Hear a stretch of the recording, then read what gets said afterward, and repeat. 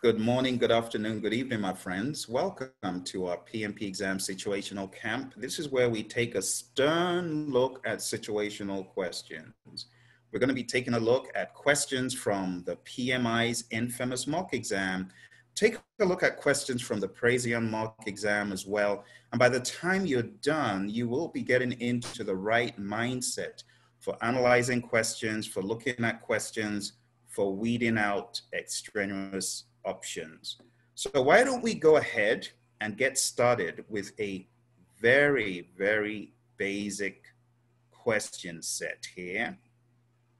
This is from a question bank I call the Quick Question Bank. And it's just to warm you up. That's the idea, just to keep you warm and see how you have retained basic knowledge. So I typically give 10 seconds for these. At first, I will give you roughly 1 minute, and then I will pick up the pace to round about 10 seconds. So here's the poll. Let me launch the poll.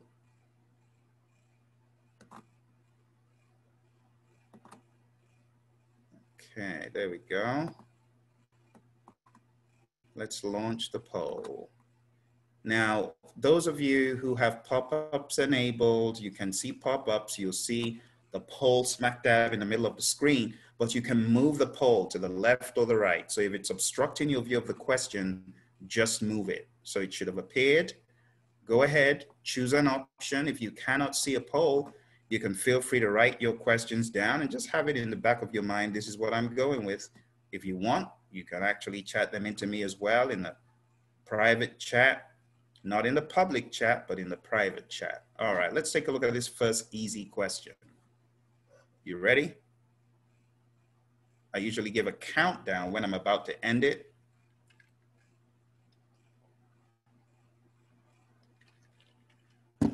5, 4, 3, 2, and 1. Thank you very much for the chats. I appreciate that. Let's end the poll and let's check out the result. Creating a register of stakeholders. Those of you who guessed it had to do with stakeholder management and you chose option C, that is correct. The answer is identify stakeholders. So when you create a stakeholder register, you are in the identify stakeholders process. Now, on the exam, you're not always going to get verbatim, you're creating a stakeholder register. No, it might say you're creating a document that logs stakeholders and other information about them. You could say, in initiating, you get a document that logs stakeholder characteristics. They've told you it's initiating, told you it's stakeholder characteristics. It has to be the stakeholder register. And the process is indeed identify stakeholders. Okay? So the answer to this very first easy question is option C. Okay, option C. Oh, not that, not that, not that, not that, this. Option C. All right, let's go to another question. Here's our next question. And let's relaunch the poll. I'll give you 30 seconds for this one.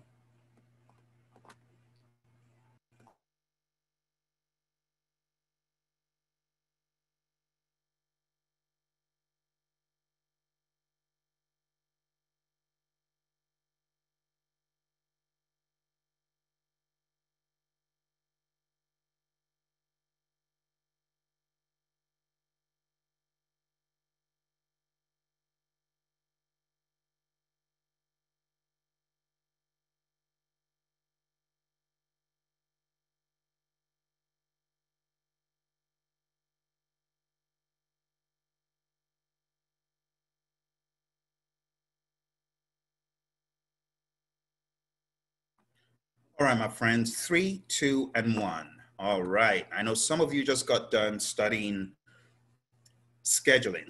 So this is a very good one. Let's end the poll. Let's share the results. Thank you for the chats. So when you put all time-related information together to create a schedule, you're developing a schedule. So when you put all the pieces together, let me show you what this is really alluding to. You ready? I hope you've got your PMBOK guide to hand. Remember the PMBOK guide, always have it to hand. Let's open up the PMBOK guide, and I'm going to go back to the question, but I want you to get the essence of what is happening in developed schedule. Okay, let's read page 205. Developed schedule is the process of analyzing activity sequences, durations. Where did you get durations from? Estimate activity durations, resource requirements, different knowledge area, and schedule constraints to create a schedule model for execution and monitoring and controlling. The key benefit of this process is that it generates a schedule model with planned dates for completing project activities. This process is performed throughout the project. So the bottom line is developed schedule is a confluence of all of these different processes. Let me show you really quick on the whiteboard what exactly is happening, because I see a lot of folks might have chosen something different. So if this is developed schedule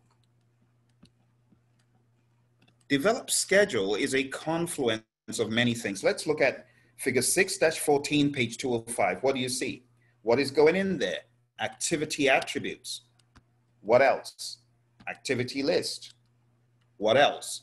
Milestone list. Where do these come from? These come from, remember, define activities. Define activities gives you activity attributes, activity list, milestone list. What else do we have here?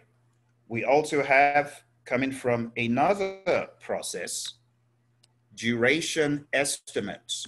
Where does duration estimates come from? Estimate activity durations. You see what I'm saying? Many of the scheduling processes are contributing to develop schedule. What else? Take a look. We have project schedule, network diagrams. Where does this come from? This comes from sequence activities. You see, that's already 3 processes. What else do we have? The schedule management plan. Where does this come from? Plan, schedule management. You see the logic here? The 4 processes that come before develop schedule each contribute something to create the schedule. So going back to our question, when it reads, putting all time-related information together, the best option is D. That is develop schedule. I know it's a little bit tricky, but when you really boil it down, that is where you are, what's the word? To create a schedule. That's your main objective. You want to create a schedule. It didn't say you want to estimate activity durations or you want to get a network diagram, right? So the answer is D. And that is how you approach these questions, my friends. You zero into what is being done and you hit it hard. Okay. So these are still rather basic. I'm going to give you a couple more basic ones and then we'll get into the more ferocious stuff. So let's go to something further down in the PMBOK guide. Here is poll relaunched. Remember, the time is getting shorter for this. I'm going to give you 20 seconds. 20 seconds.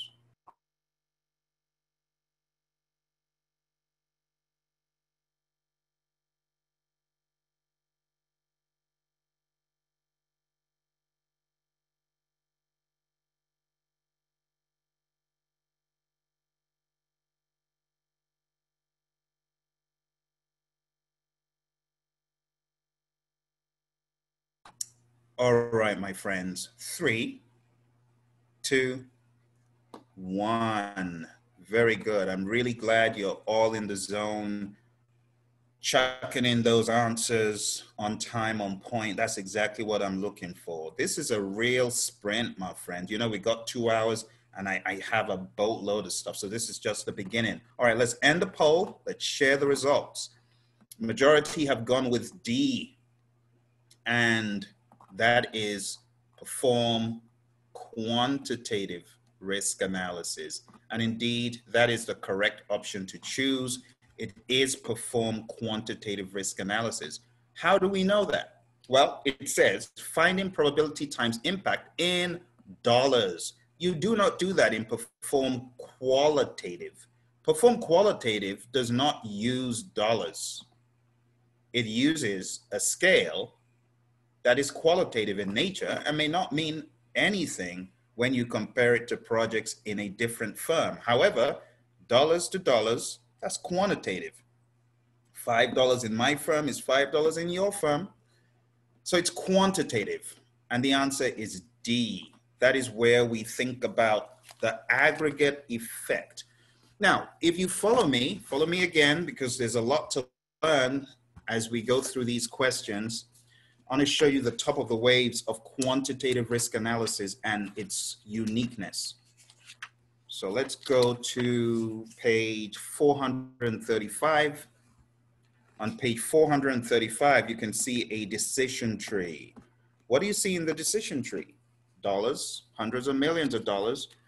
And that is because in this process, perform quantitative risk analysis, we are aggregating the effect of risks on the project from a quantitative standpoint. Think about it in dollars. You can think about it in resource hours or something else that is absolutely quantitative. So let's read it here on page 428. It says, the key benefit of this process is that it quantifies overall project risk exposure. We're talking about money, dollars, whatever the currency is. And it can also provide quantitative risk information to support risk response planning.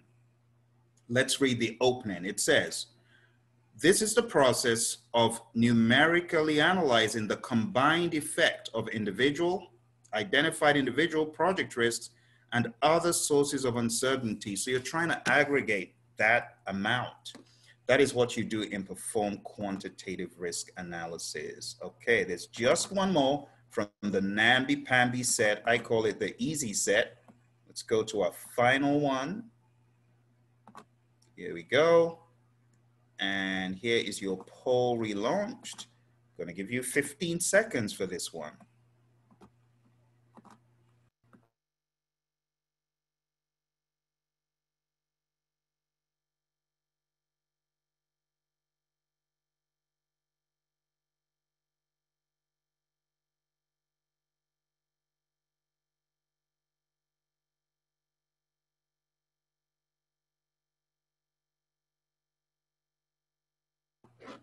Very good. Very, very good. Okay. 5, 4, 3, 2, and 1. Let's end the poll. Thanks for the chats. Very nice. Thank you. All right, let's end the poll, share the results. So majority have gone with D. Whenever you hear this word, monitoring and controlling, it cannot be anything other than a monitoring and controlling affair. Okay, so if we went with the process of elimination, which by the way, on the exam, I tell you, it will save you a lot. Please mark my words, remember this. On the exam, there are some questions where the way they are posed hardly makes any sense. And the only way around it, the best way around it, is to use the process of elimination. So this says coordinating all monitoring and controlling efforts. So watch this, coordinating, that's an integration affair. So we know it's integration the moment someone says coordinating. And the moment you see all monitoring and controlling, you know when it says all, it means all. Which other one coordinates all monitoring and controlling processes? Well, it's definitely not something in executing, right? Nor is it something in a knowledge area other than integration. It has to be this one. And that's why the answer is D, okay? To build on that, I want you to think about what happens on the project as far as monitoring and controlling is concerned. Let's think about it a little bit more. What happens is you have your 10. Why don't you chat into me the the 10 processes in monitoring and controlling. Let's see if you've got that one down, Pat. The 10 processes in monitoring and controlling. What are they? Do you know them all? What are they? All 10. Without looking at the PMP guide, of course. Thank you. Very good.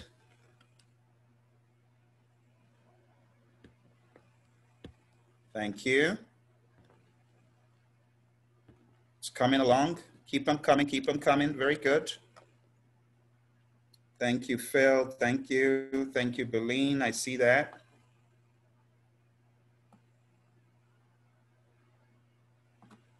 Very good. I know it's a mouthful to spew out. It's a lot of stuff, right?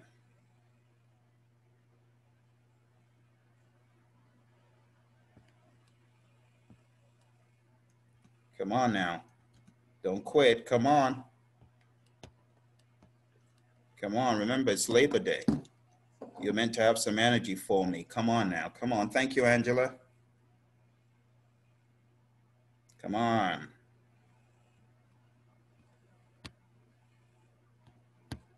Okay, let me help you out. I'll show them to you. Thank you. Thank you, Beline. Oh, Jeff, here comes Jeff. Thank you, Jeff. Very good. Very good. Thank you, Donna. Oh, here they come. I knew there were more payments outstanding. Thank you, Tony. You know, you pay me when you give me the answers to these things. Thank you very much. Good. I love it. I love it. You got to know this stuff without looking at the book. If you know this stuff like that, it's a good sign. Thank you, Leora. Very good. Very good. All right. So let's compare notes.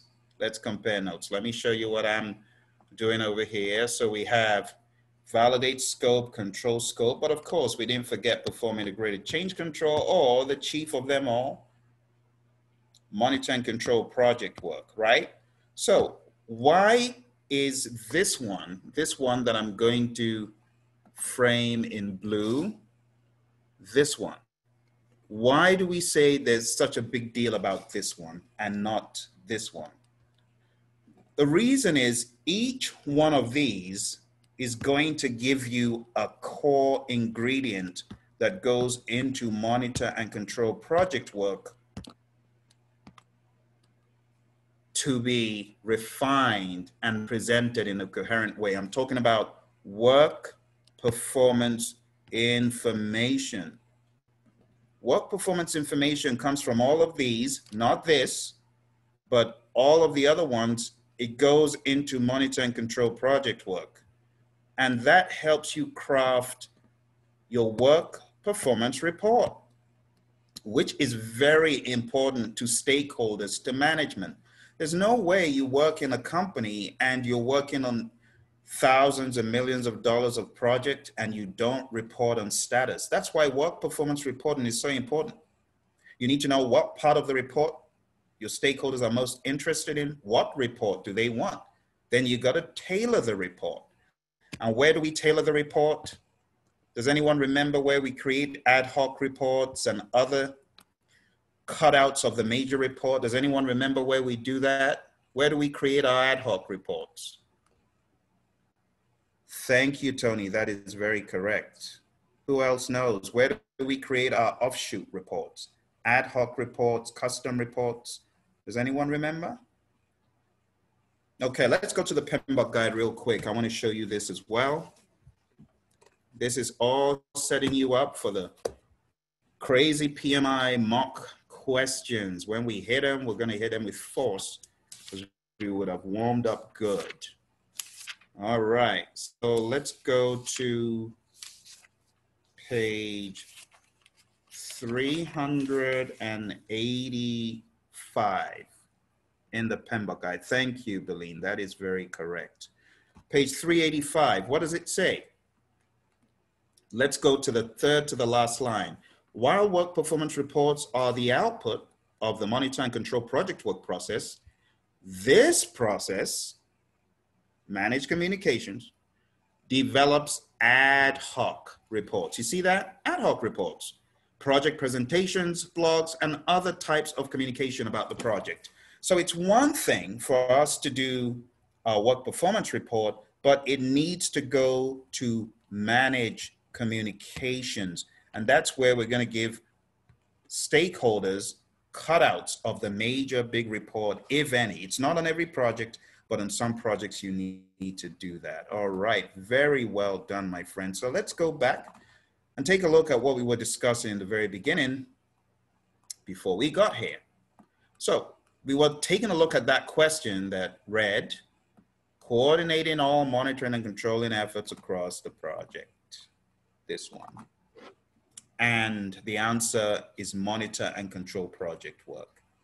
Okay, let's go back to that whiteboard for a quick second because you may find some value in that screenshot. All right.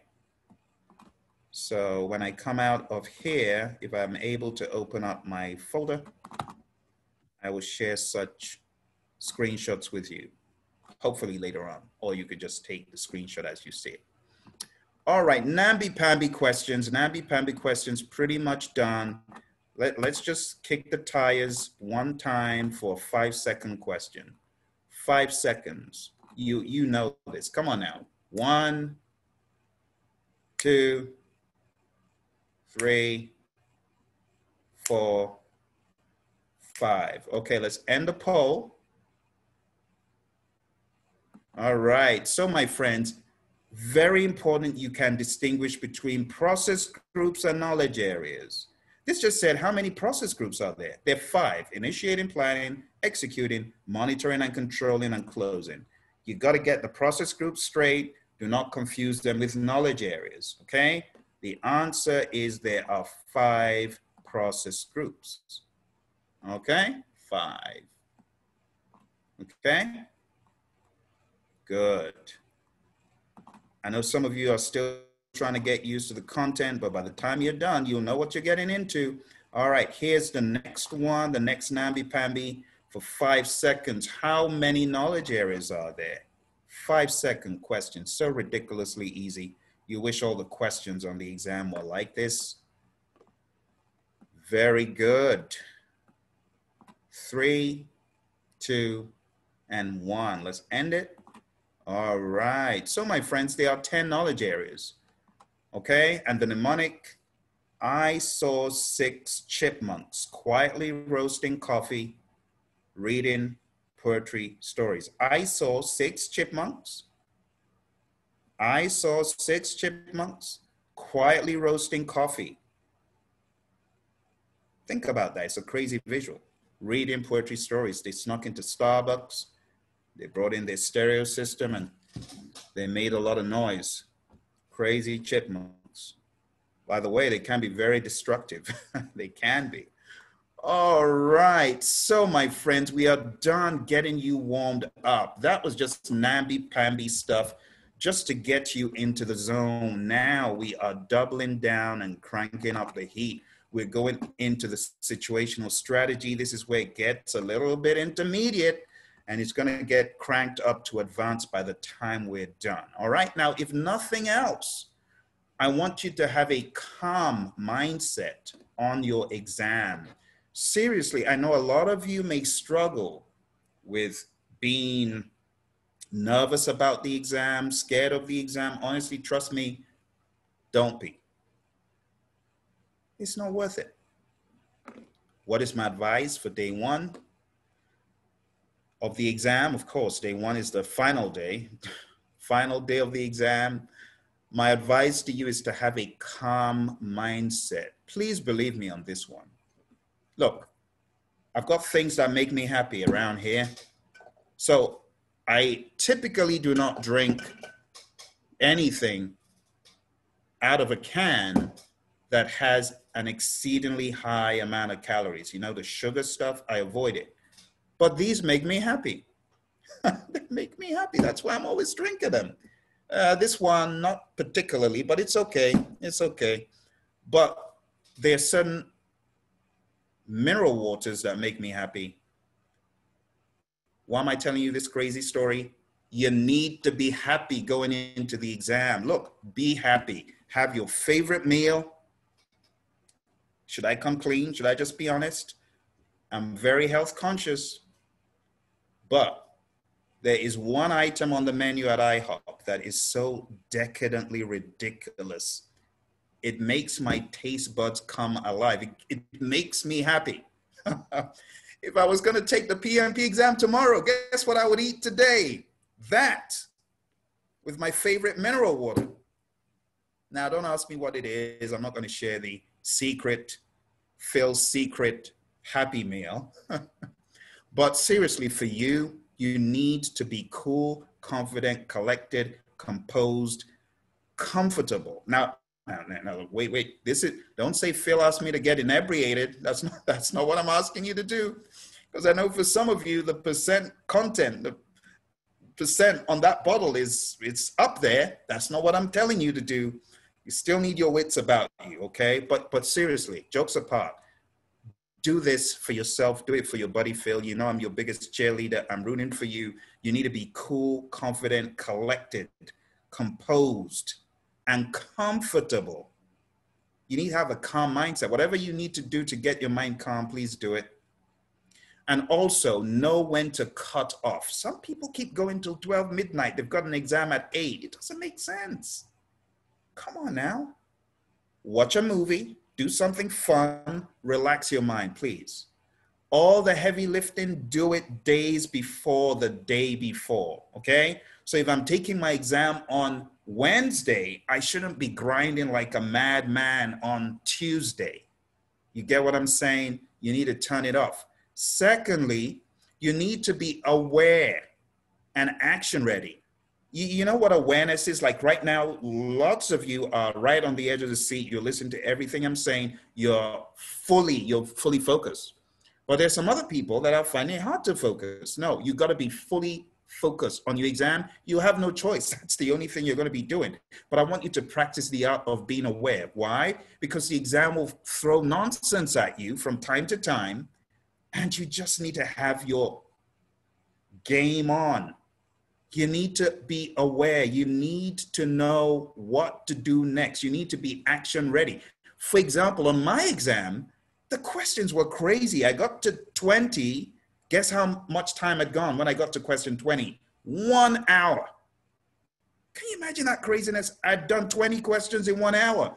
So, of course, as the engineering background that I had kicked in and I started doing the calculations, Phil, you're only going to get to question 80 by the time this exam is done. I was aware, I was action ready. So the moment I experienced these mad questions, I kicked into action mode. Phil, what are you going to do about it? The first response was, all right, I'm going to write my eulogy for the PMP to be who went into the exam and failed. I'm like, don't be stupid. No. What are you going to do right now, Phil? You need to pass this exam. You studied on Saturday. You studied on Monday. You went into the basement at work, into your car, in that dim lit place to look at your BlackBerry to study, to take yourself out of work. You must pass this exam. And that's my action ready self kicking in and saying, all right, Phil, this is what you're going to do. Because the PMI are so slimy, they can see you're getting questions wrong. They're giving you more of what you're getting wrong. You need to do something different. I said, what? A gremlin hopped onto my shoulder. You know, the conspiracy theorist gremlin in your head that has a lot of theories. One jumped on my shoulder and said, Phil, you need to go to question 200 to beat PMI to their own game. Now, it sounds really ridiculous thinking back to it, but honestly, for the time, it was the action step I needed. I just needed something to move beyond that really lethargic pace. How could I do 20 questions in an hour? That doesn't even make sense. So I was doomed to fail, except I changed my plan. And for you folks, when you get into the exam, you've got to be action ready. You've got to be able to change your plan. Because for me, going through question 1 to 200 didn't work. So I went to question 200. I jumped from 20 to 200. What did I do? Started going backwards. 199, 198, 197. I'm like, oh, wait a minute. I know this. Oh, wait a minute. I know this. Long story short, I got back to question 21, 3 hours, 55 minutes. I had 5 minutes left. What did I do? I said my last prayers as I thought, my goodness, I don't know what the outcome's going to be, but I didn't change my answers. You see, I didn't change my answers because I would have just botched it. So I didn't change my answers. I hit end and the green lettering came on the screen. Congrats. I felt like one run away from a crazy bear out somewhere. I don't know, Alaska, Denver, I don't know, wherever those crazy black bears are, polar bears, name it. I was running from that creature and I was out of breath by the time I finished the exam, but I passed it because I was action ready. The next thing I want you to do is lead yourself. Seriously, have a calendar, have a timetable, be decisive in what you're attacking day by day, week by week. If you're not going to get to your goals, my friends. So you got to have a calendar up on the wall. You got to have targets. You got to have goals. Don't fool yourself. It's not going to get better if you don't do something about it. You got to do something about it.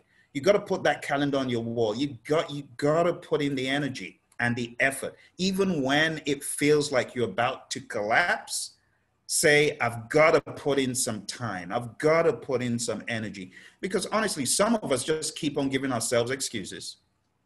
Like today, I felt like giving myself an excuse for not getting on the treadmill, for not doing my cardio, for not doing my abs, for not doing my workout.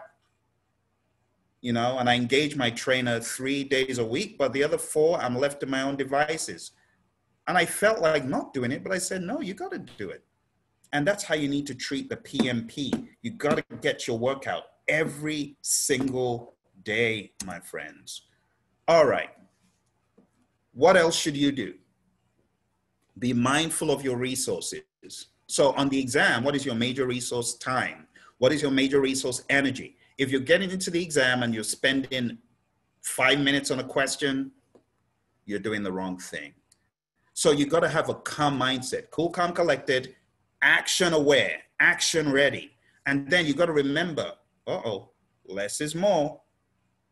Know when to shut it down, know when to crank it up. There's balance. I'm not saying be a maniac and study 20 hours a day. That's not what I'm saying, but you got to balance it out. All right. And then be mindful of your resources on the exam. Time is ticking. The moment you spend 1 minute, 12 seconds, 2 minutes should be the maximum. So if you're spending 2 minutes on every question, bear in mind, you will not finish the exam. So there's got to be balance, right?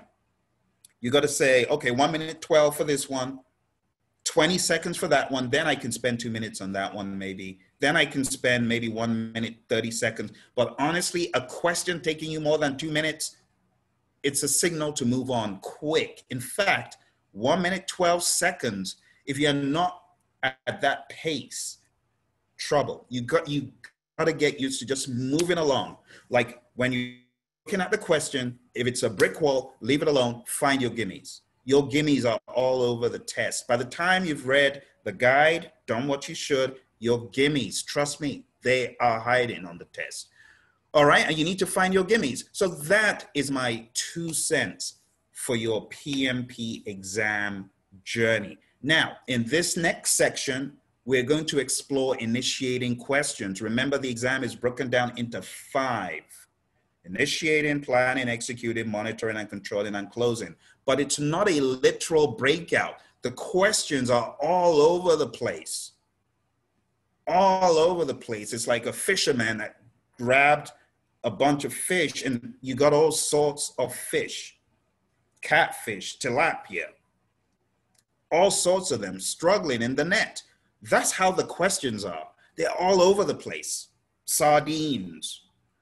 Many, many different question types. Just mix. Question 1 could be initiating and develop project charter. Question 2 could be close project or phase. Question 3 could be monitoring and controlling earned value. Question 4 could be executing direct and managed project work. They'll throw stuff at you. Remember, these questions are put together by psychometricians. They're people who know how to pose the questions as though you're in the real world. What makes the exam hard is not the questions alone. It's the pressure on you, it's the time factor, and it's the crazy language. And honestly, some of the questions sound as though the people who wrote them can't even speak a lick of English, to be honest. But the questions are written that way deliberately. There's some questions that just have a torrent of text. Let's take a look at this one. Let's launch the poll. I'm going to give you 1 minute, 12 seconds to attack it.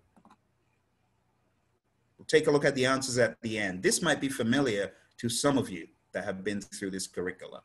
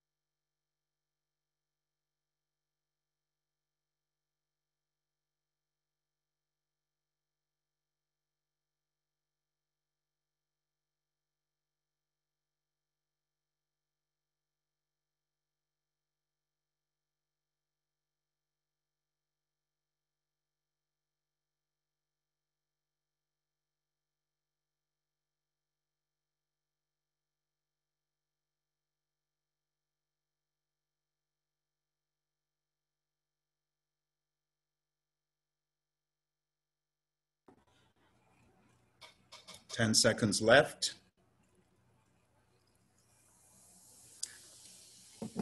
5, 4, 3. Come on now, come on now.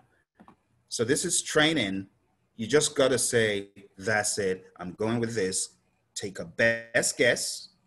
If you're not sure about it, you mark it and you move on.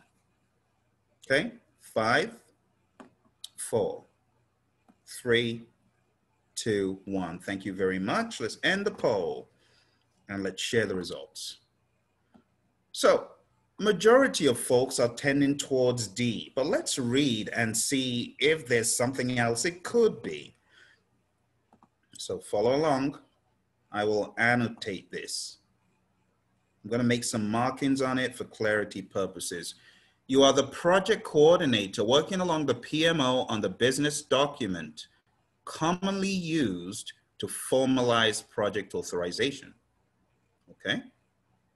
You are establishing internal agreements within an organization to ensure proper delivery under the contract. Okay. So let's read. You're the project coordinator.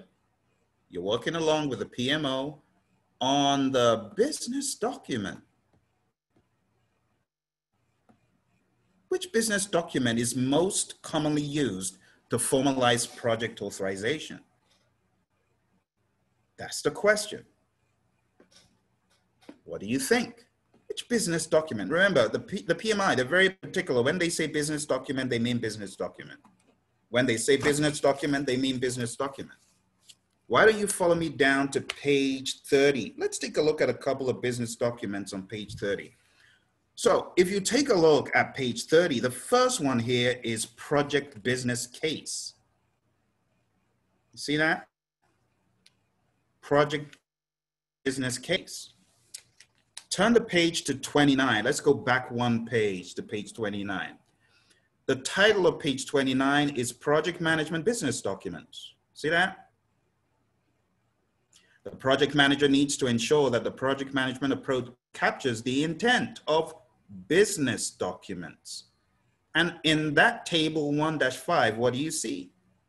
Project business case and project benefits management plan. You see that? So if we turn to page 30, it says, the project business case is a documented economic feasibility study used to establish the validity of benefits of a selected component. In other words, the business case is used to establish the validity of the project and what you're seeking to gain from it. Now let's go to page 33. It says, the project benefits management plan is the document that describes how and when the benefits of the project will be delivered and describes the mechanisms that should be in place to measure those benefits. See that? All right. Let's go a step further to page 77. Lo and behold, the first input to develop project charter. What is it? business case. You see that? The business case and the benefits management plan described in the pages we just looked at are sources of information about the project's objectives and how the project will contribute to business goals. So reading this question, it sounds to me like, okay, we got a business case, maybe a benefits management plan brewing. And then it says, you are establishing internal agreements within an organization to ensure proper delivery under the contract. So it is not a contract we're working on.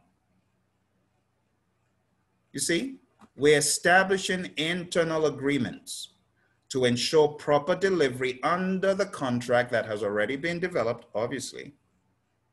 So the answer cannot be agreements or contracts because those have been established. Let me show you very clearly where this is. Let's go to page 77. Let's go to page 77 and line 3. Watch the slime in this question. A project charter may still be used to establish internal agreements within an organization to ensure proper delivery under the contract. What? You mean they were talking about the project charter all along? Yes. This is really describing the project charter. This is why I say you got to know this PMBOK guide really well. So my friends, using the process of elimination, we can cancel agreements. It's not that. That's not what we get from developing the project charter. Okay? So it's not that. What else do we not get from this process? We do not get the issue log either. The issue log is from direct and manage project work. No one chose that. So we've narrowed it down to 2. It says schedule plans and selection criteria. That is far out because right now we are obviously in initiating. We're not in planning. And it says selection criteria, that would be used when we are procuring something from outside. We're not talking about that right now. So that leaves us with the correct answer, which is C. This is the developed project charter process where only the items listed in C are derived. We get exit criteria, we get milestones. This is where you need to know page 81. Let's take a look. If you go to the third to the last bullet, project exit criteria, you see that? What are the conditions to be met in order to close or to cancel the project or phase? See that? What about bullet 6? Summary milestone schedule. Those are 2 of the things of many that you get from the project charter. And when you get a question like this, my friends, you got to break it down. Which of these is in the process being described? In other words, first of all, what is the process being described? Then you would have to know internal agreements within an organization, establishing internal agreements within an organization. You see that? So you got to know that's the project charter. I cannot overstate, please write a note to yourself, read page 77 like no man's business because there's a lot of stuff dropped in page 77. If we've got enough time, I'll show you a few more of these ridiculous initiating questions, but this is an example of how they take the extended definition of a process. So let's come out of the question for a second because I really want you to get this as you read for the exam, as you study. Every process has an extended definition for the most part. What do I mean by extended definition? Follow me, open up the book. Let's see, page 75, right? That is the beginning of developed project charter. It's just the beginning. It's just the opening definition. But after the opening definition, let me read the opening definition. Developed project charter is the process of developing a document that formally authorizes the existence of a project and provides the project manager with the authority to apply organizational resources to project activities. The key benefits of this process, wait a minute. So we got done with the key definition. The moment it switches to The key benefits of this process, you got another pot of gold, because the key definition is one, the key benefit is two, right? The key benefit of this process is that it provides a direct link between the project and the strategic objectives of the organization, creates a formal record for the project, and shows the organizational commitment to the project. That's the key benefit. You just got two big buckets of gold. Now, the third bucket of gold, my friends, is in the extended definition. This is on page 77. And this is where you need to get your teeth sunk into the guide and chew page 77 to the point where you know it inside out. And that's what you need to do for every one of the 49 processes. You got to know the key definition, you got to know the key benefits, and you got to know the extended definition. That is the way to ace the exam. That is the way to make the PMI question writers miserable, by knowing your key definition, key benefits, and extended definition. Now, when you're done with that, don't forget the data flow, page 76, for example. See that? Every one of these processes has got a data flow. You got to know the data flows. You got to make sense of the flows. You got to understand where the processes go through the flows, where the outputs go through the flows. So don't neglect your data flow diagram, okay? The final thing that you need to do at a high level is, after every description, you got one of these tables. See those tables? You see that table? Develop project charter broken into 3 columns. We got 49 processes. Everyone has one of those. You need to sit down, stare at that thing long and hard, be honest with yourself and say, which of these sub-bullets don't I know? Which of these numbers don't I know? And then you need to go hunt. That's all. It's so straightforward. If you just committed yourself to doing 5 a day, 6 a day, 10 a day, you could be done in a week in your final study. But you're going to be honest and say, oh, I don't know that one, then I need to go study it. I need to go do research on it. I need to go study that tool and technique. Maybe the PMBOK guy doesn't have enough content.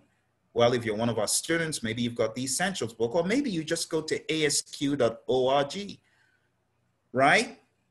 The American Society for Quality. They've got a lot of great examples of tools and techniques there. Whatever you need to do to demystify them, do it. Okay?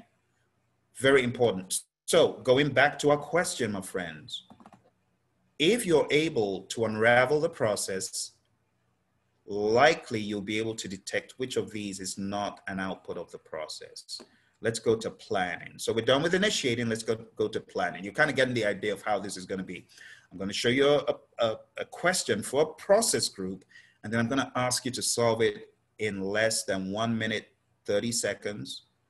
I might be a little bit lenient and give you 2 minutes, but the bottom line is choose your answer, lock into the logic. I'll try to shut up and be quiet so you can focus, but lock into the logic and choose the right option. Let's go to our next question. This is in planning. So you know there are 24 processes in planning. Just keep that in mind. 24 processes. Here is your poll. Let's relaunch. And I'm going to give you 1 minute and 30 seconds for this one.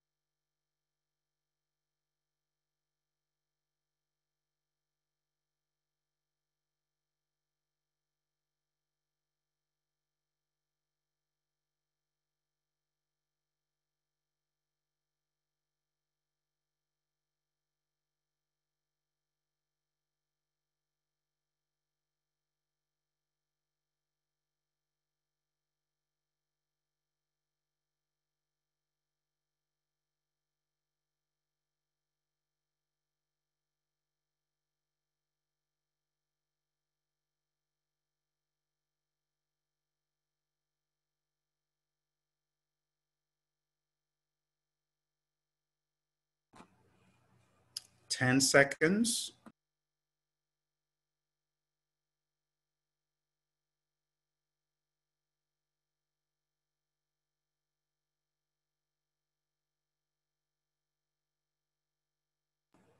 Three, two, one. Thank you very much for your chats and votes. Let's end the poll. Don't be scared of choosing an option. We got to conquer that fear of not wanting to choose an option. Let's end the poll. Let's share the results. Thank you very much. Let's read.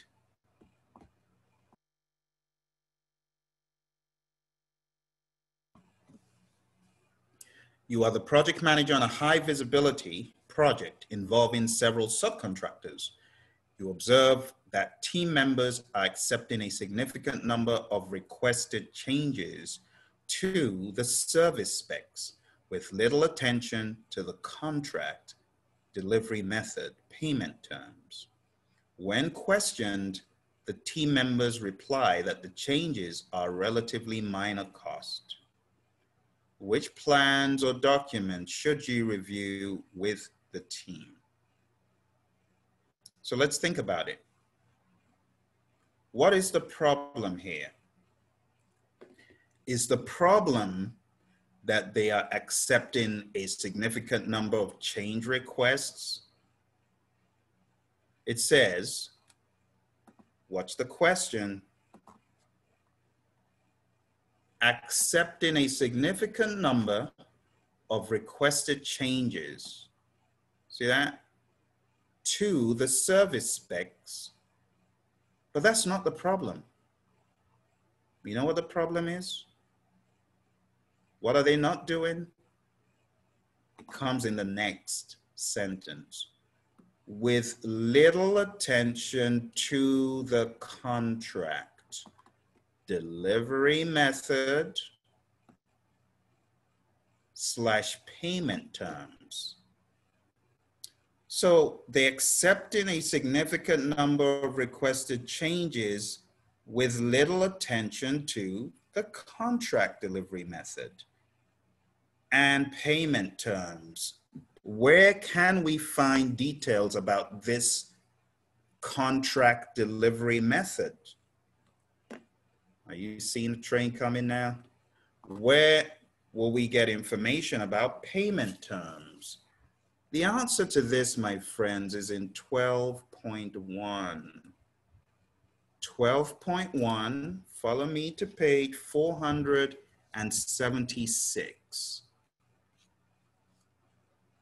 It says, once the make or buy analysis is complete and the decision is made to acquire from outside a project, a procurement strategy should be identified. The objective of the strategy is to determine the project delivery method, comma,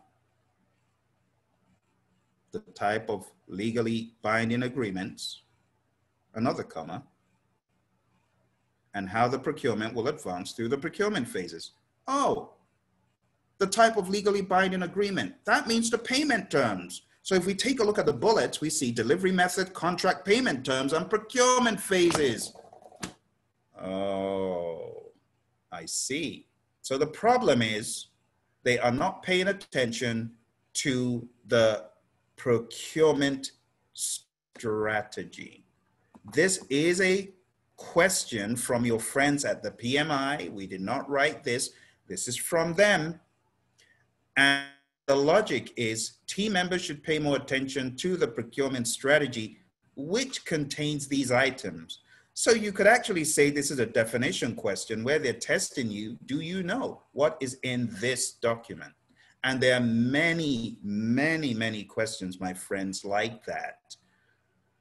So what I would advise you to do before your exam is know what is in each document, bullet by bullet by bullet. Okay? You gotta know what's in each document, bullet by bullet. That is going to greatly help you. Just like I said, in the project charter, you got the milestone list, you got exit criteria. Now we're talking about contract delivery method, payment terms. There are many bullets, my friends. Another example, just for the road, let's go to chapter 10. This is another notorious one that almost hacked me at the feet on the exam. Not even the PMP exam, it was another PMI exam. And what they did was they fed me an assortment like a buffet. Well, pick what you want. Which of these is part of which plan? And I almost botched it.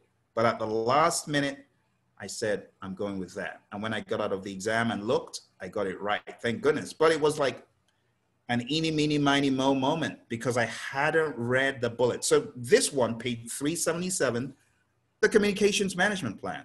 They could run circles around you with all these bullets. For example, the glossary of common terminology. Do you know that it's here? Or if they had fed you WBS dictionary for the glossary of common terminology, would you have been deceived in thinking, oh, it's a dictionary? That must be the common terminology. No, it's in the plan, communications management plan. You get what I'm saying? These are some of the cheap tricks that the question writers will unleash on the exam. All right. Very good. Now, what I'm going to do for everyone on the call, because I know for some folks I have already done this and others of you on the call have not done this. So what I'm going to do as soon as I get done, I'm going to be sending you the page 89 MP3, which is about 1.5 hours. They're about something like that long. I'm going to send that to you, Stephanie, and everyone else from the Saturday class because I didn't want to overfeed you. So I've not sent this to you yet. This will be new to some of you, but I'm going to send you the page 89 MP3s, except Margaret, our learning administrator, sent them to you, but I don't think she has. So I'm just going to send, you know what? I'm going to send it to everyone on the call, everyone. This is going to be a reminder. Put that thing on your laptop, listen to it round the clock, put it on your device. I don't know if Tim Cook is going to let you drag it to the cloud, whatever. Just listen to that thing every single day that you prepare. It's going to help you to firm up page 89, the project management plan components, the project documents components. They're going to be 2 MP3s. I'm telling you, by the time you're done, you will know what's on page 89 really well. And you know what else I want you to do as you listen to each one? I want you to open up the PMBOK guide. And I want you to go through each document bullet by bullet. So, you know, when I tell folks to sign up for these things, they think I'm joking when I say I'm going to give you goodies. I'm going to be giving goodies away. So I will give this to you. And honestly, I hope you use it to master page 89 because I know the question writers. This is where they go for entertainment, page 89. This is fodder for them. Do you know how many questions I could write from page 89? I could write 52 unique questions without even having to repeat myself, just looking at page 89. It's a scary page if you don't know it. It's a scary page. So every component on here you need to know. And guess what? There's some other components that are not considered project documents. Like you won't find procurement strategy here, but nonetheless, it's one that you really want to pay attention to, right? You won't find project charter here, but it's another one that you want to pay massive attention to. You get what I'm saying? So there are some sacred cows of the PMI. It's my job to tell you what they are. Page 89, your procurement strategy, your project charter, hone in on those, all right? So like I told you, when we get done with this, I will be sending you the page 89 MP3s for your entertainment, okay? If you don't see it by tomorrow, you send me an email and say, Phil, I ain't got it. I promise you, after this meeting, you're going to get it. You're going to get it because there's only so much that we can do in these meetings, to be honest. There's only so much we can do. So a lot of what I want you to do is in those MP3s. If you can master this, I think you would have mastered at least going to 60 or 70 questions. And the other pieces of the PMBOK guide are where the question writers will look for trickery to deliver to you. All right, very well done. Now we've got about an hour left. We're doing quite well. Doing quite well, but I'm gonna have another surprise for you by the time we get done with this. I know you like surprises. Oh, you are most welcome. Yes, you will have another surprise. Trust me, by the time we get done. All right, let's go to executing here. So this is executing. Here is your question from executing. During the execution phase of a software development project, several stakeholders from different departments join the team. I know some of you have seen this already. So here's your chance to nail it. Let's relaunch the poll. Go for it. This is from PMI. I'm going to give you 1.5 minutes.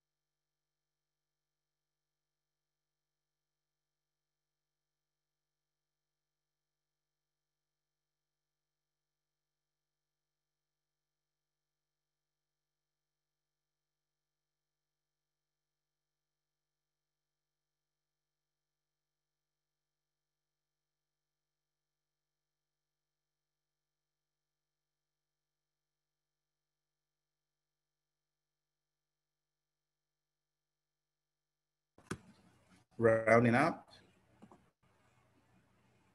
I'll give you a 15 seconds grace because I see a lot of folks have not taken the leap.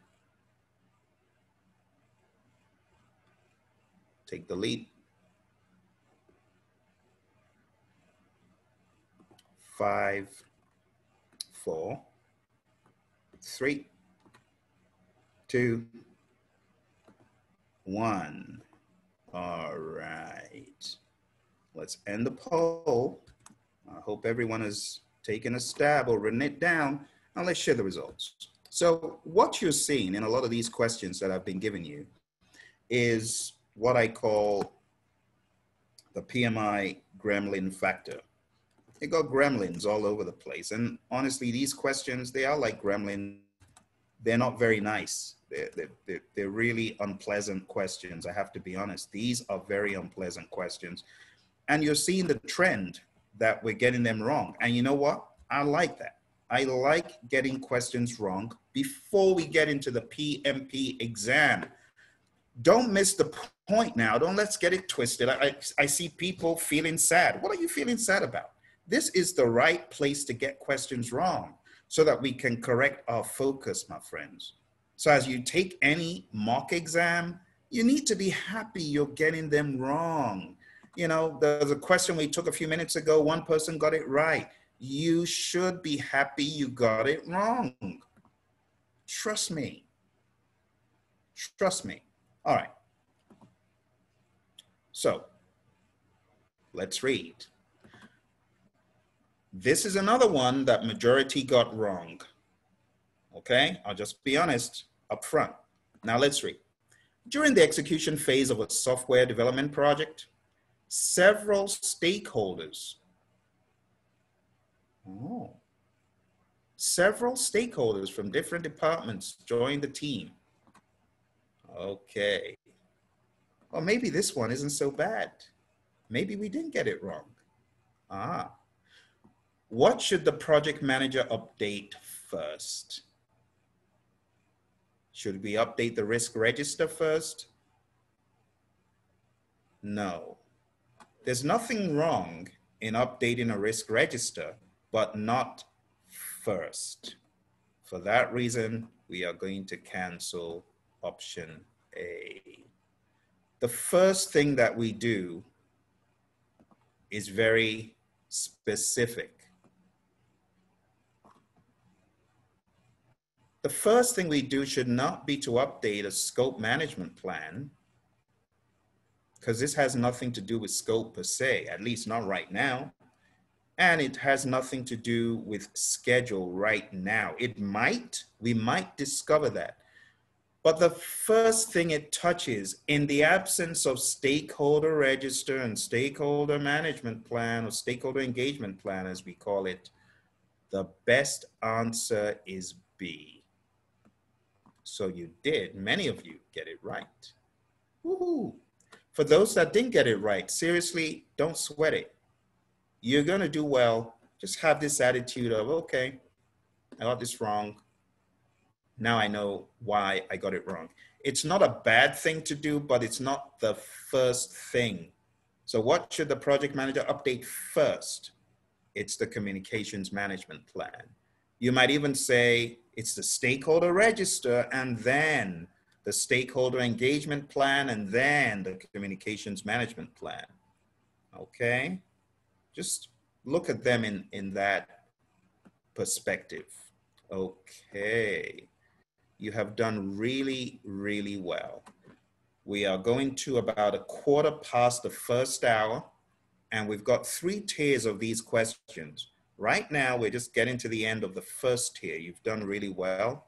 I know I gave you a very, very quick pace. So let's go to our next one. We've got monitoring and controlling. So here's the question. It's a long one. I'm going to be very, very kind on this one. Now, this question was reverse engineered from the PMI's miserable question bank. We've made it probably even more miserable with the mention of COVID, but you're up to the task. I'm going to give you 2 minutes from the time I relaunch this poll. Let's go.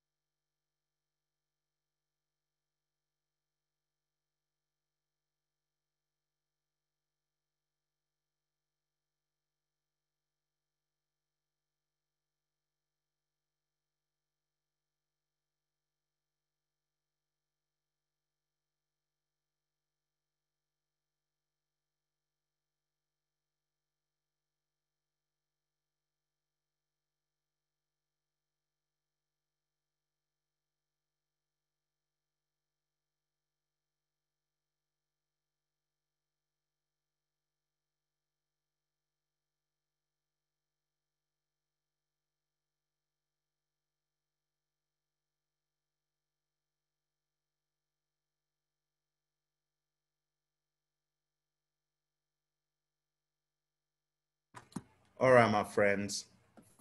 5, 4, 3, 2, and 1. Let us end the poll.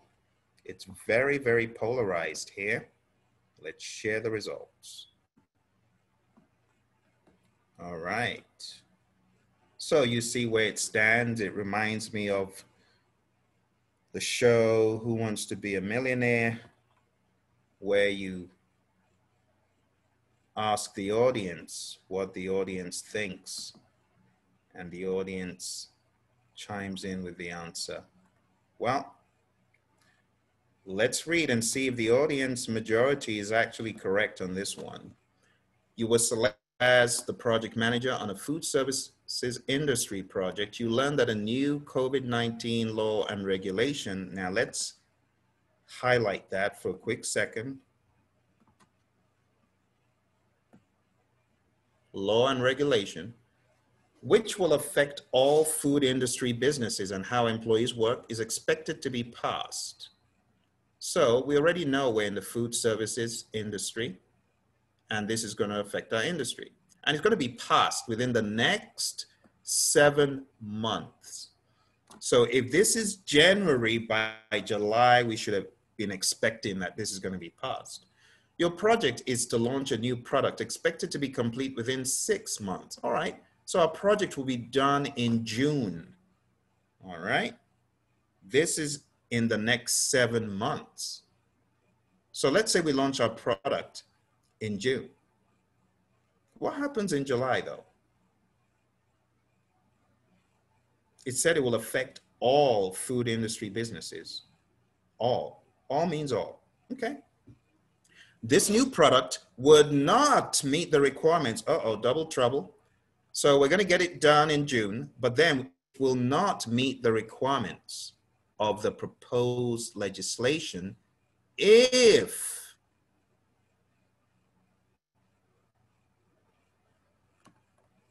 so let me show you another construct of this mischief-laden question. Let's look at the word they used, is expected. Okay, so it's expected to be passed. Doesn't necessarily mean 100% sure. All right, okay.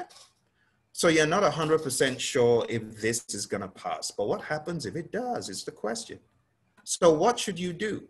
Remember, you're the project manager. Let's see what the project manager should do. And let's start from the very last option. You know, one of the ways I train myself in these questions is to start from the bottom, read up sometimes. If you find yourself a speed demon on the questions, you may need to slow yourself down, put some stocks in place to prevent you from doing this. All right, so D, carry out a SWOT. And then document the change issues in the risk register and accept this as a possible threat. Now, 2 lessons to learn from option D. Let's go to the glossary. First of all, I'm going to leave this up on the screen so that you understand the context. So we're going to talk about option D, and we're going to look for the definition of issue. Follow me to page 709. Issue: a current condition or situation that may have an impact on the project's objectives. Okay? So looking at D, it says change issues. Which change issues? Let's keep that in our back pocket and go to 4.3, where the issue log really is from. And let's read what the issue log is meant to do. Issue log, page 96.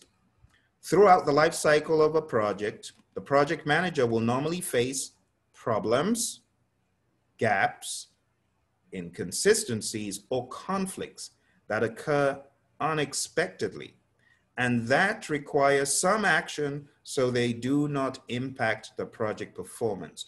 The issue log is a project document where all the issues are recorded and tracked.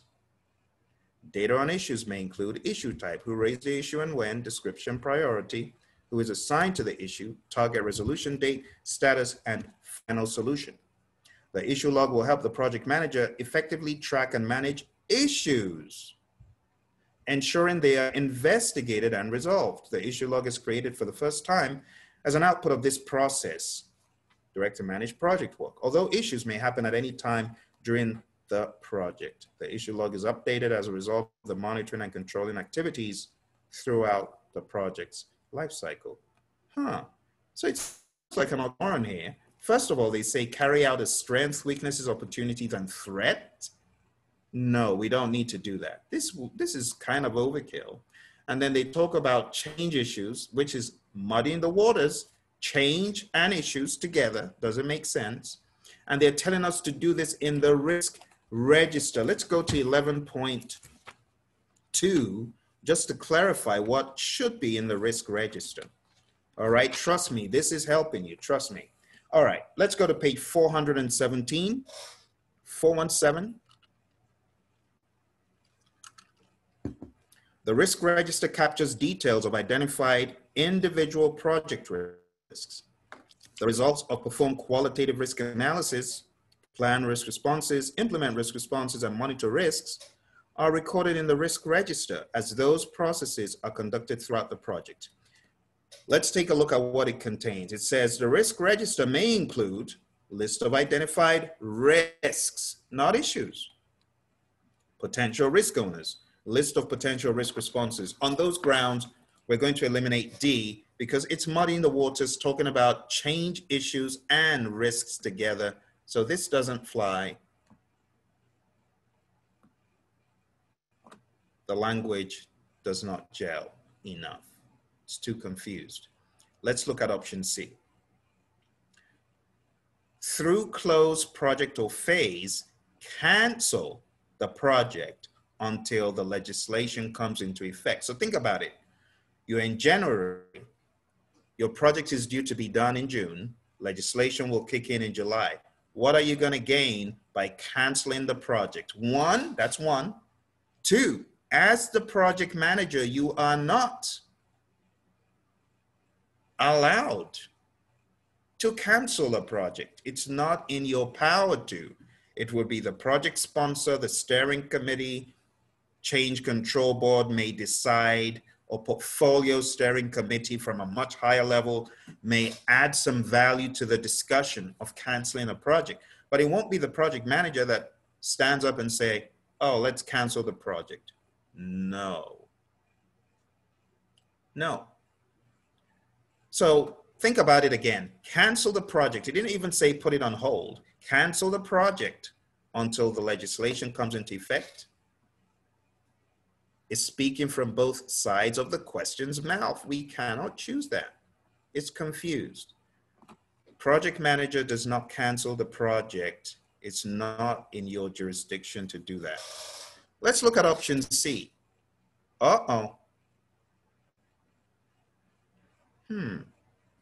Option C says crash or fast track the project. So what would that do to the legislation? Let's say you crash and fast track it. It says to overcome this schedule risk. It's not a schedule risk. It's a risk, but it's not a schedule risk. And then it says document the schedule risk in a meeting log. No, the PMI don't even mention a meeting log.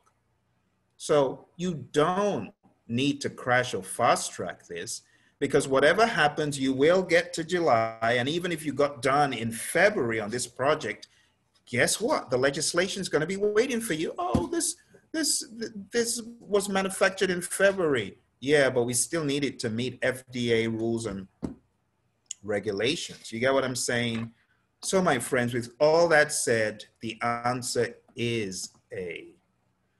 This new law can have a profound effect on the project. So what do we need to do? It says meet with the key stakeholders to identify the risks, update the assumption log, fair enough, because our assumptions now are whatever they are, and project charter. Now I know some people stop short because they're like, update the project charter. Yes, because it could change the entire project. Now I know, unfortunately, this is not captured well in the PMBOK guide. We don't talk about updating the charter, but I want you to know that under certain circumstances, when the scope of work or the environmental factors are so drastic, you do need to update the charter somewhat.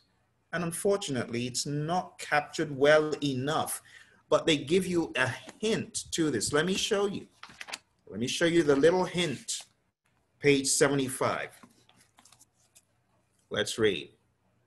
Line 4 towards the end. This process is performed once or at predefined points. You mean not just once? No, once or at predefined points, just like it reads. You can have the develop project charter process phase by phase, or other points in the project where we decide we need authorization to proceed in a charter at this milestone, at this point, you see. So even though it's not explicit, you could have points where the charter does need to be reviewed or recrafted. Just keep that in mind. All right, so all these things, trust me, my friends, it's gonna be coming back to you when you see them on the exam. You're like, oh yeah, I know that, I remember that one. See, very good, okay. So we're doing really well. We're kind of at the 1.5 hours in mark, okay? Some of you would have already started getting your emails because the emails have been sent. So you're gonna begin to get emails with page 89. Definitely download that thing, put it on any device, you can listen to it repeatedly. It's gonna help you. All right, very good. You're doing so well. Let's move on to our next process group. It's the closing process group. And here is your question. But before I show you the question, there's a note of caution for this. And the note of caution is, this is the most dangerous process in the entire PMBOK guide. Now, why do I say it's the most dangerous? No other process in the PMBOK guide gives you a 7% return. If you read this really well and you get it down pat, you could get all 7% for closing, but it's only one process. No other process carries 7% on the PMP exam. Closed project or phase does. So let's read it before we get into the question. Page 121, it says, closed project or phase is a process of finalizing all activities for the project, phase, or contract. The key benefits of this process are the project or phase information is archived, the planned work is completed, and organizational team resources are released to pursue new endeavors. This process is performed once or at predefined points in the project. Now, if you turn the page over to what I've told you is the extended definition, you see it occupies one whole page, page 123. So it says, when closing the project, if I were you, I would highlight this, find a highlight to highlight it. The project manager reviews the project management plan to ensure that all project work is completed. I highlighted that. The next thing I highlighted is project has met its objectives. The next thing I highlighted, the activities necessary for administrative closure. I highlighted administrative closure because it's a term you need to be aware of. Administrative closure. What is administrative closure? Making sure all the relevant paperwork for the project is closed out and properly archived. So let's read. This is what you're doing in closed project or phase. Actions and activities necessary to satisfy completion or exit criteria. Remember where we talked about exit criteria? The project charter. That's why the project charter is an input to this process. See, actions necessary to satisfy completion or exit criteria for the phase or project. See that? The next thing here is activities related to the completion of the contractual agreements applicable to the project or phase, such as confirming the formal acceptance of the seller's work. Confirming, it didn't say doing it. We do that in procurement. This is the confirmation. Has the seller's work been done? Has this been done? Has that been done? Finalizing open claims, you see that? Updating records to reflect final results and archiving such information. So this is the final, have we, Not do, but have we? Oh, we haven't. Oh, let's do that. Finalize open claims. Activities needed to collect project or phase records, audit project success or failure. Of course, you want to do that before you close a project. You want to know if you succeeded or failed. On whose terms? Well, it's right there in the charter. It's also right there in the project statement of work, the deliverable acceptance criteria, right? So if you're going through all of these criteria and you're finding out, oh, we actually didn't satisfy that. Well, satisfy it before you close out the project. You get what I'm saying? Last but not least, we've got actions to transfer the project's products, collecting any suggestions, and measuring stakeholder satisfaction. You want to bring out that temperature gauge. Make sure the stakeholder is truly happy. So let's take a look at our last process group. Here's your question. I'm going to give you 2 minutes. I'm going to be nice again. Just remember, on the actual exam, you get 1 minute, 12 seconds for these. Let's go. Here's your poll relaunched.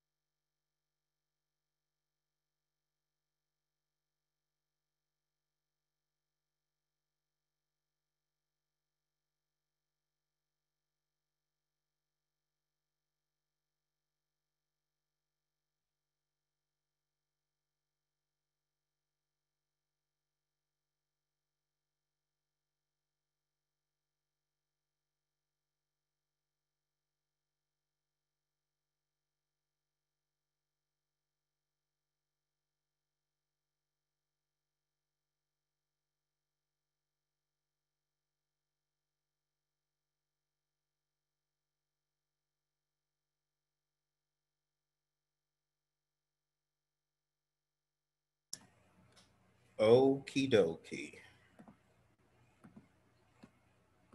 Let's end it. 5, 4, 3, 2, and 1. All right. You have done very well. Thank you very much. Let's take a look at what the answer could be. Now, I know some of you have taken PMI's mock exam, so you've already seen this before. Full disclosure. So those of you that get it wrong, don't feel bad thinking, oh, everyone else got it right and I didn't get it right. Don't think that. All right, let's read. During the final stages of a project, an issue with equipment provided by a contractor is identified. After conducting an impact analysis, what document should the project manager consult to determine how to address this issue? Now, nothing could be more slimy than this one. Let's zoom in to what exactly they're looking for from you by blocking the distraction. Watch this. We're going to block out that distraction.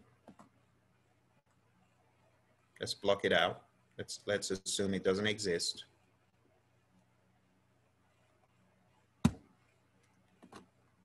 Let's cover it. Let's use a more pleasant color. Let's cover it. There we go. Okay. After conducting an impact analysis, what document should the project manager consult to determine how to address this issue? How to address an issue. Let's further block this out. What document should the project manager consult to determine how to address an issue? Think about it like that. Think about it. What document should the project manager consult to determine how to address an issue?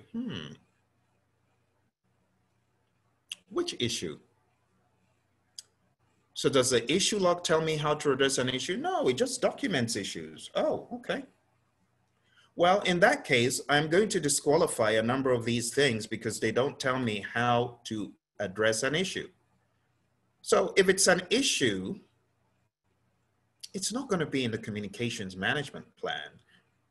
That would have to be specific to escalating a communication situation, but not necessarily that it's an issue or that it's a catch-all for all issues. Let's go to the top. Procurement process manual. Now, the process manual might talk about how to manage contracts or procurements, but not how to address an issue. So it's not that. What about the contract? Surely the contract tells us how to address issues. Well, in the contract, the resolution of disagreements may be documented in the contract change control system. But if we strip off all of the blinders here, it says during the final stages of a project, an issue with equipment provided by a subcontractor is identified. So where would you get resolve? The contract? What makes you think the contract is the catch-all for addressing issues? So you know where I'm going with this. It's not A. We already know it's not D. And it's not the vendor contract. Again, this is a question from your friends at the PMI. I did not write this, but I'm going to do my best to explain it to you, okay? They say if the impact analysis supports a change to the project, then the change management plan should be consulted. I don't like the explanation. It's feeble, it's weak, it doesn't carry enough weight for me. They should have just said, if there is an issue, the best place to address it is looking at the change management plan, because something has got to give. What happens to issues? They're resolved. Let me show you this place in the PMBOK guide. But before I do that,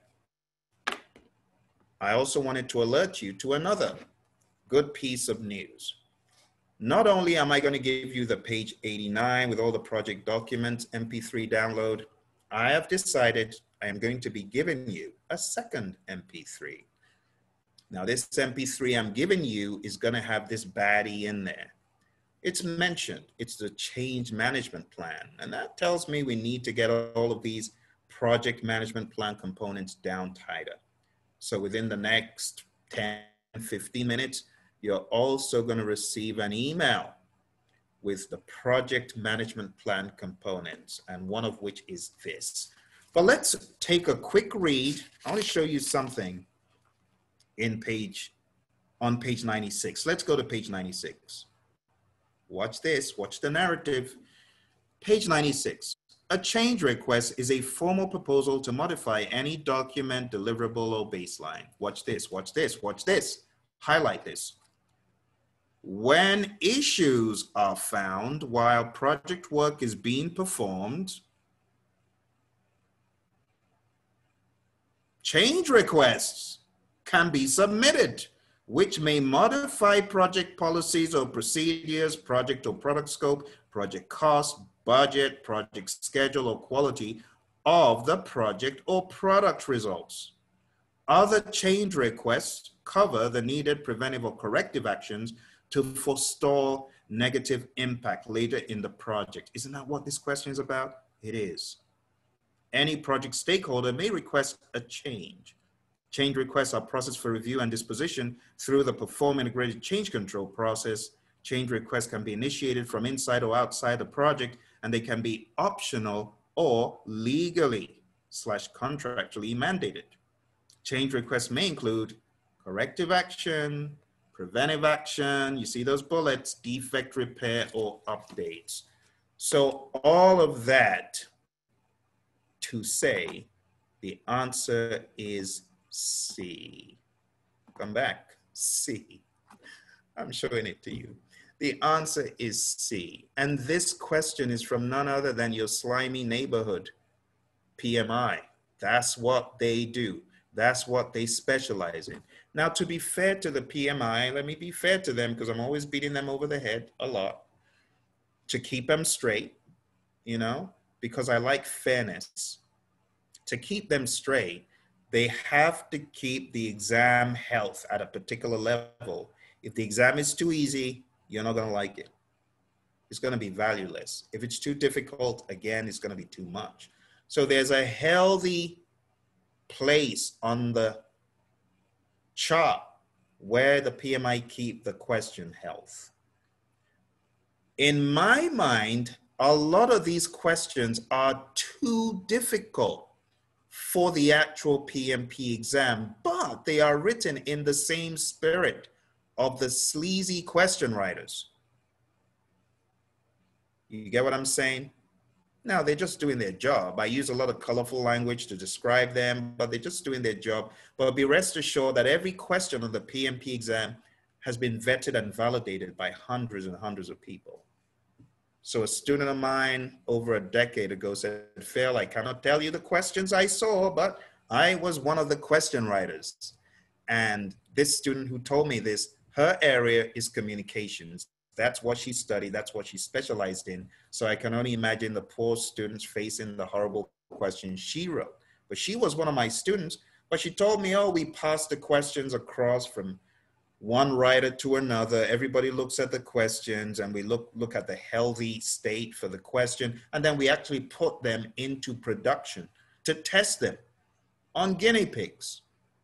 We call those pre-test questions. So all of that to say, my friends, be rest assured, the questions you face on the real exam, they have been tested and tried by your colleagues, by people just like you. Okay? So there's nothing to worry about. Like, oh my goodness, I'm going to face questions that are so evil and miserable. They might be hard, but our peers have taken them and passed them. Okay? Keep that in mind. A lot of people who have been through this class, and you've heard many of them on YouTube. I bring them to you to give you the confidence so that you know you can do it. Okay? We are done with the second part of this delivery. We have one more part. Now, did you get your MP3s? Now, those of you watching after the fact, no. This is for those on this call right now. So for those of you watching after the fact, I'm afraid there are no MP3s being sent to you because you do know this is a pre-record. So you're joining a meeting that has already happened. So if it's not 9/7/20, if it's not the 7th of September 2020, then there are no MP3s. If it's the 7th of September 2020, then yes, you will get the MP3s. Okay. These MP3s, though, I want to show you because someone says, Phil, okay, you're not giving it to us. Where can we get them? So let me show you where you can get these MP3s if you're so inclined, if you want to take a look at where they are. All right, so if you go to Praizion, this is for those people not on the call today. go to view more products, scroll down, and you will find some mention of page 89. Let's see if we can do this. It's a bit of a roundabout journey to get to them, but you gotta first of all go to like this, PM flashcards output audio test, go there, and then look at, let's see, 13 more products right there. So these are the products that you're getting right here. So this one, this is why I tell people to sign up, because we always try to give away some stuff in our classes to our friends. Project management breakdown, 1 hour audio, that one, you can see that, that's $19.99. That's been sent to you for free. All right, and then the other one that has been sent to you is, let's see if we can find it. Might need to search. There we go, that's it. PMBOK Guide, page 89 audio drill. That's Emily and I looking mystified. And we demystify what we're mystified about, the project documents. So that is $9.99. So you've gotten $29 worth of stuff for free. But guess what? Guess what? That's not all. The last thing we are going to send to you that you will find immeasurable value from is this curriculum called PMP Exam Mindset Motivation. This is for you on days where you feel lazy, you need to hear your buddy Phil give you, I don't know, a reality shock so you get back into it. So we'll send that to you as well. And that is why I tell people, sign up for these things because you're going to get a ton of value. I know many of you have not listened to Mindset Habits Motivation, and that really deals with how you can apply the 7 habits of highly effective people to your PMP exam journey. So it promises to be very, very colorful and interesting. So you're going to get that before we leave today. We've got 12 minutes left. Okay. There's one more surprise I'm going to be announcing towards the end, and it's not the Mindset Habits Motivation. It's something else, but you don't want to miss it. You want to stay tuned. And now today's Labor Day. We got to feel happy that we're not at work, right? Let's make it happy all the way. This last piece, I'm going to tackle PMP exam situational questions and how to answer them. Okay, there are many possibilities on the exam, but I want to sensitize you to them. All right, the situational questions on the PMP exam, they're usually from change, risk, issues, solution type questions, and problem questions. Now, how do you tackle problem/issue questions? How do you tackle situational questions? This is a mindset that I'm not asking you to dump down on the exam, but I want you to get into it. I want you to get into this mindset. It's so important. I call it the DIGCIV, the DIGCIV mindset. This is in the PMBOK Guide, believe it or not. So for any problem that you encounter, you can either use the DIGCIV or you could use the PDCA, depending on what the question the PMI asks you. But you need to get the mindset into your head. For every problem, you got to define it. Then you got to identify the root cause. Then you need to generate alternatives to solve the problem. You got to choose the best alternative. You got to implement it, and then you got to verify it. So if you're ever asked to solve a problem, you first of all should have defined the problem. If it's already been defined in the question, then identify the root cause. What is the cause? Remember the question we looked at and it said crash or fast track. No, that wasn't the root cause of the problem. The root cause of the problem was FDA or whoever they are decided, okay, post-COVID, we're going to do this. So it wasn't a crashing, fast tracking problem. You get what I'm saying? So you want to identify the root cause. Let's hone in. Identify the root cause, then generate alternatives. So as you're sitting down there in the exam and you're going through the alternatives, you want to ask the question, is that a sensible alternative? And then you ask yourself, oh, has the alternative already been chosen in the question? Okay. Have we verified, validated that it's a good one? If yes, it'll move you closer to the question's answer. So let me show you where this is in the PMBOK guide, okay? Follow me. This is in chapter 8, 8.2. Let's go to 8.2, page 295. It says, problem solving.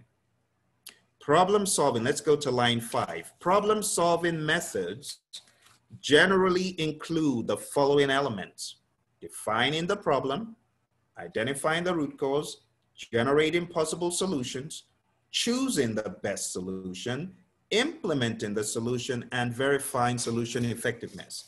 So in any question, you want to say, have they defined the problem? Have they identified the root cause? A lot of times they have. And you know that what they do, the sneaky thing they do, they include the root cause as what to do next. No, it's already been done. You see? Or they include the generated option as part of the solution to choose. No, we've already generated what to do. Choose, maybe. Maybe it's implement. Maybe you already know what's the problem and it says resources are incorrectly assigned to the project. The hours are all over the place. Okay, maybe it's resource leveling, truly. But they would have had to define it. You get what I'm saying? Okay. The other approach to answering questions is the Pdca cycle. So if you're given a question that says you have developed the charter and outputs from other processes is an input to this process, you create the output from this process. What should you do next? Oh, that means we've planned, because you're talking about outputs from other processes being an input to this process and we've gotten the output. Well, that's developed project management plan. We've already planned. What should we do next? We should do. So you're going to get questions that say, you're a project manager, you've planned this, this, this. What should you do next? Well, maybe it is indeed to execute. If a question says, you're a project manager, you've identified risks, what do you do next? If you don't have performed qualitative risk analysis and you have performed quantitative risk analysis and monitor risk as options, of course it's performed quantitative. So you really need to follow the logic. Have I planned? Am I doing? Have I checked? You get what I'm saying? You just finished checking the processes on the project to ensure that they're going according to plan. What should you do next? Oh, that's manage quality. Next, I should do control quality. You get what I'm saying? So you can follow the Pdca cycle for some questions. You could follow the dig sieve approach for some questions. Okay. Good. We have just a little bit more to go, but before we get there, I have to give you one more question for the road. Here's your question for the road. Let's relaunch. And it's a bit of a long one, so I'm going to give you a couple of minutes. Let's finish big. Read it.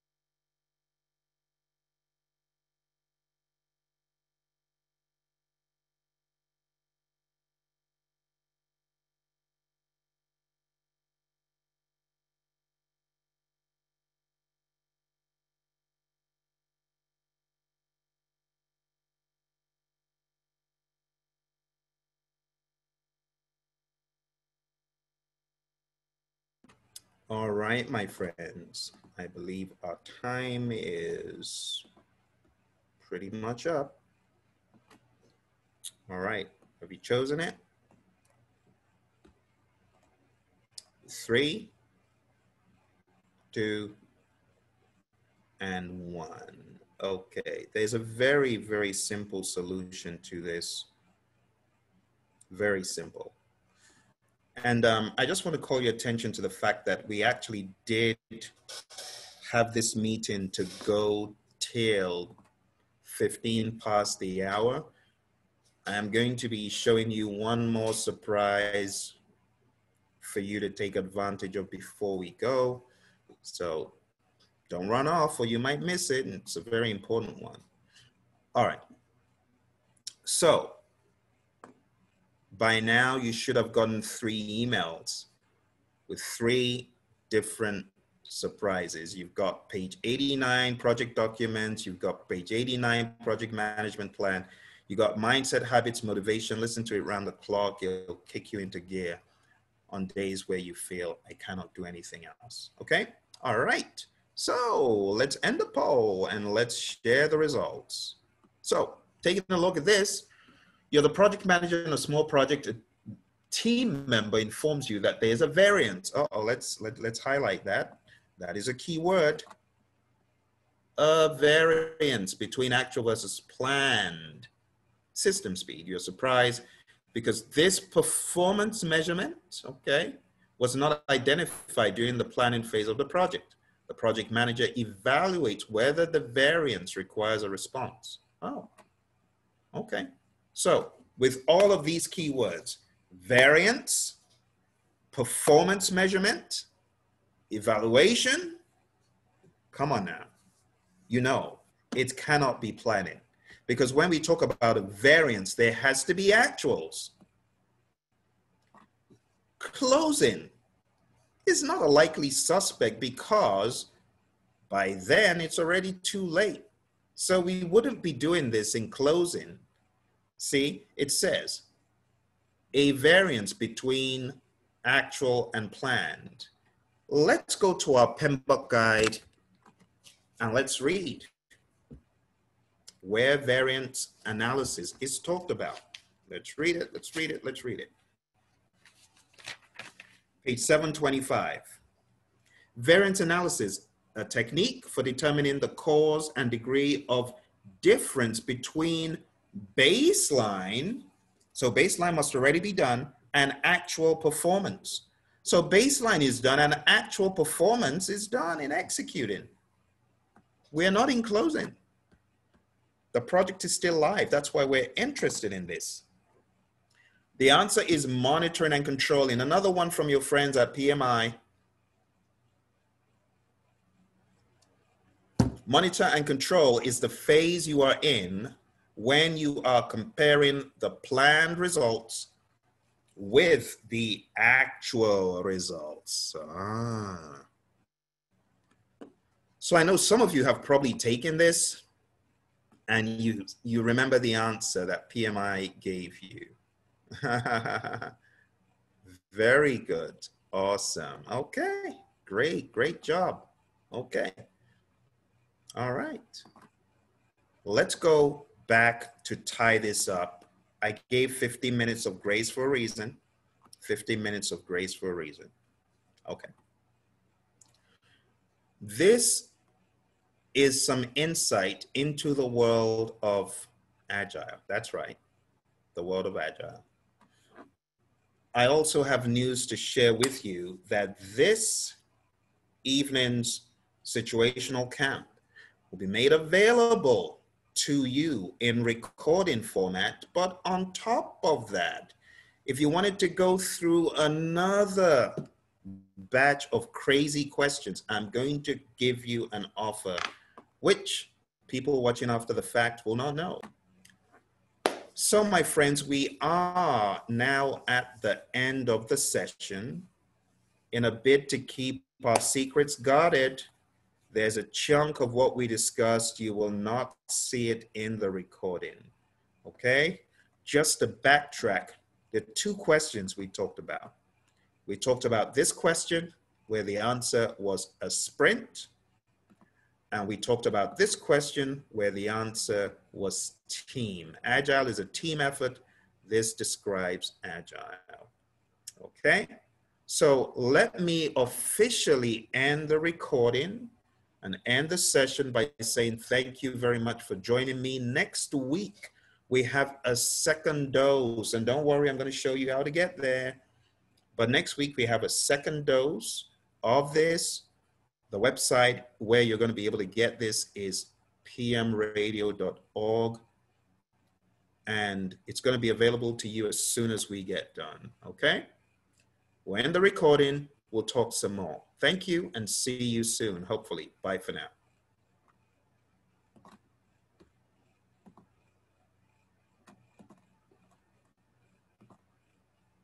See you later.